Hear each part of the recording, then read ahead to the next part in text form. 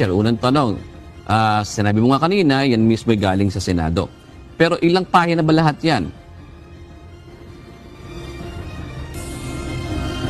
June, sa taya natin, mga nasa 200, mahigit kumulang 200 yung pahina ng mga ito. At sinasabi nga ni Senador Villanueva kanina ay umaabot ng mga mahigit 2,000 yung mga items na nakapaloob dito. Yung pahina naman na ipinirisinta na sinasabi nga ni dating Pangulong Duterte na mga BICAM report na mayroong mga blankong item, ayan ay 13 doon yung nakita natin sa na-post nga rin sa social media page ni Congressman Ungab.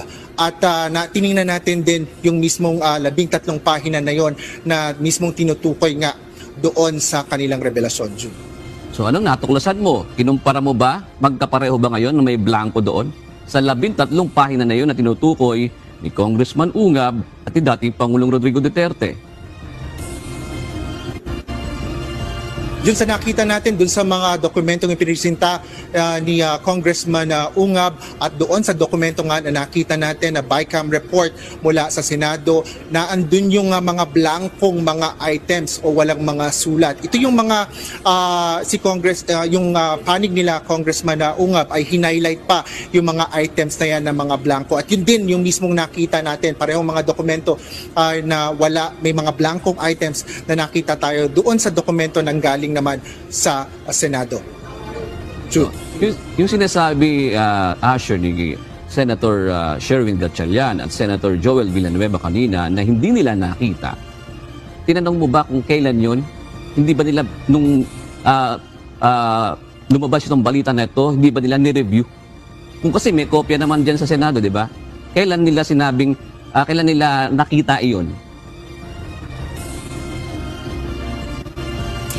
June, hindi nila kinumpirma yung detalye na yan. Bagaman na una na rin sinasabi ng mga senador na pagdating nila doon sa pagpipirma nga ng BICAM report ay naibigay na lang sa kanila yung kopya. At nung araw din na yon ay pumirma sila. Kaya bagaman sinasabi nga nila, sinasabi ni Senador Sherwin Gatchalian na ito ay kanila namang na-review ng kanilang mga team at gayon din si Senador Villanueva. Yun nga, kanila nga sinasabi nga na ni-review nila ito at wala nga silang nakita na mga ganoong blankong items, Jude. Sa Asher, may pirma ba yan yung nakuha mo ng mga senador? Yes, yun. Yung mga nakuha nating BICAM report ay pirmado. May mga pirma yan ng mga senador, yung mga particular yan ng mga BICAM members mula sa